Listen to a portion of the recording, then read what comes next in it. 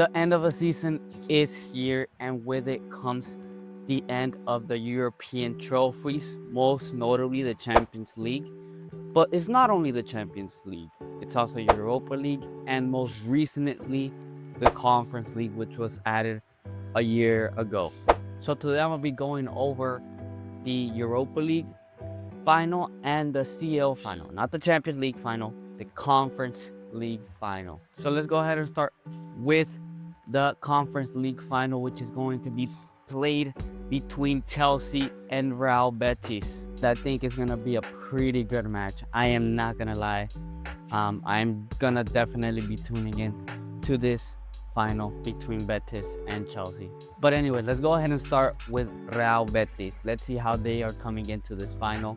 So Real Betis actually had a rough start. Them and their entire batch of players had a very rough start to the league. First half of the season, they were doing incredibly poor, but turn of the year, they are having an incredible form right now. I mean, just to name a few, they beat Real Madrid, they've drawn Barcelona, I believe they beat Atletico Madrid.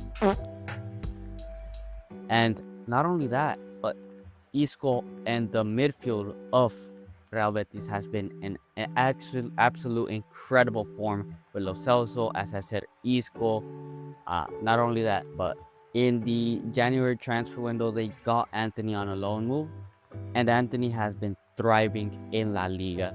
I mean, this guy has scored incredible goals against incredible teams, and this guy has even scored in the Conference League. He's been in an insane form. In the first half of the season, in the qualifying round for the Conference League, they didn't even make it into the first direct 8.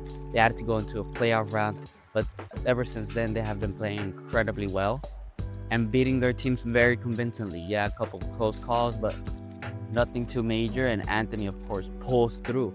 So Betis is coming into this game with insane form, and we'll see how this pans out for them. And then on the other side, we have Chelsea, a team that started the season looking absolutely incredible, and people even had them as title contenders this season. However, similar to the Spurs season that they had, I believe, last year, they fell off in the second half of the season. Right now, they're about in 6th place, trying to get into Champions League football. And I mean, not the team as a whole is inconsistent, but their best player, Cole Palmer, is incredibly inconsistent, having a rough patch this season. He is not looking at the Cole Palmer that we saw last season. But I mean, we're here to talk about the Conference League, and the reality is that the Conference League is a farmers' European Championship. I am not gonna lie. I mean, Chelsea have proved it. They've been pretty much playing their entire second team for the Conference League, and they have smoked nearly every single team in there. I believe they've only lost one game, and they were already winning like 4-0, so it didn't really matter. And as I said, I mean, they haven't played the starting team in pretty much any of the games. And coming into this final, I mean, Reece James is healthy, Cole Palmer's healthy, pretty much their entire squad is healthy. So Chelsea are looking even stronger than what they were in the Conference League. So it really will be a challenge for Betis to win this. And it leads me to my prediction. I think Chelsea's gonna win this, and maybe Premier League bias, but that's a reality, man. I mean, these guys are playing their second team and smoking every single team in that Conference League. Now playing probably their first team. I believe it's gonna be a 3-1 game. I really do.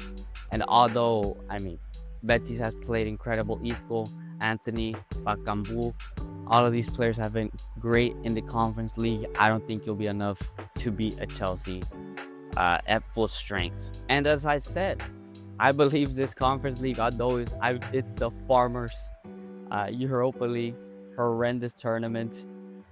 Overall, the final, I think, is going to be more entertaining than the Europa League final, because we have another epic mid-off.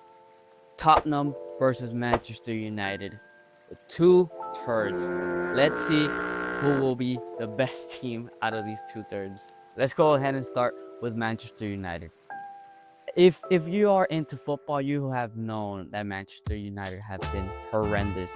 Not only this season, last season too, with Ten Hag finishing in 8th place or 6th place, but won a trophy. However, mid-season he was sacked. They brought in Ruben Amorim, and they expected him to do great things. However, Manchester United has ended in 16th place or 17th place. Hasn't ended yet, but is expected to end between 16th and 17th place.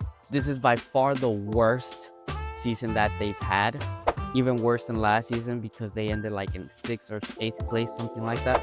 And I mean, they are in a rebuild, but goodness gracious, how bad they did in the Premier League is absolutely mind-boggling. I did not expect this to happen, but in the Europa League, they are currently unbeaten, completely unbeaten in the Europa League, and they face some really tough teams like Athletic Bilbao, Lyon. And although Lyon almost came back on them after being 3-0 down against them, almost choked it, Manchester United were able to show that resilience and came back in that game.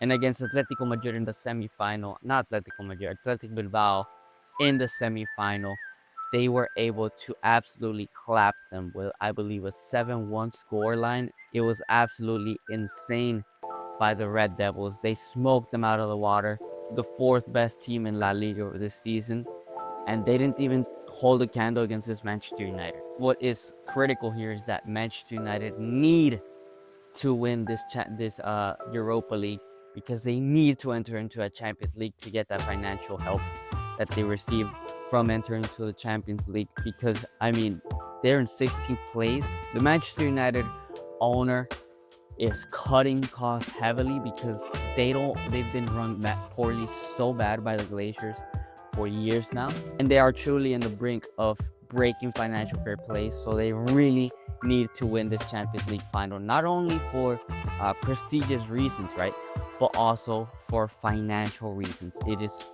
pivotal. As Ruben Amorim said, they need to win the Europa League, and it's not about winning a trophy, it's about being able to compete in the Champions League and get that money from competing in the Champions League. Now Tottenham, similarly to Manchester United, has had their worst season in the modern Premier League era. They are also expected to finish between 15th, 16th, or 17th place. They've been horrendous. And although they played pretty well the first half of Ange Postecoglou's season last year, it seems like it's caught up to them. They can't run anymore. They're exhausted. I mean, that high intensity football that is demanded by Ange Postecoglou, they just can't with the amount of games that they're holding. And I mean, they've been absolutely riddled with injuries. I believe they're missing some key players. Kulusevski, I believe he's not going to be there for the Europa League final because of the injuries. The team in general is completely inconsistent and haven't won a trophy in general since 2008, and haven't won a European level trophy for I believe like 40 years or something like that. So in contrary to Manchester United's demand for this trophy being financial reasons, Tottenham just need this to break that drought that they have, and of course being able to play in the Champions League as well. But breaking down these two turds, I do believe that Manchester United will come on top, because I mean, we just saw the last season, the last game they had against Chelsea. Ruben Amorim came in with their entire team, their strong team, and they didn't beat Chelsea. They just didn't. But I mean, they didn't play horrendous football. On the other hand, Tottenham came out with their B team pretty much, and honestly did not play very well. I believe Son missed some good chances, so he's not up to date, and he didn't play really his starting. He was probably starting the lineup against Manchester United in this game against Aston Villa. Not only that, but Manchester United have basically gotten every single one of their key players back. I believe the Lid's back, Madialo's back. I believe that Lot is going to be back for the Europa League final. So they essentially have pretty much their entire team. While on the other hand, as I said, Tottenham is missing a key player in Kulusevski, which could deem to be detrimental for their chances to win the Europa League. Now, because of those reasons, and because Tottenham is not known for winning titles like Manchester United is, I believe that Manchester United is going to come on top with I believe it's going to be a 3-2 game Tottenham is just not going to be able to win that match. I don't think they have the legs to win that match. And I think it's going to be a pretty close game. Tottenham aren't going to be able to reach through that threshold that they've been struggling with for decades now at this point. So there you have it, guys. I have Chelsea and Manchester United winning their finals. And as per usual, the Conference League is going to be happening on May 28th, while the Europa League is going to be happening midweek this week on Wednesday on May 21st. So make sure y'all don't miss those games. So yeah, guys, I hope you guys enjoyed. Make sure to leave a like, leave some comments, and I'll see you guys on the next one.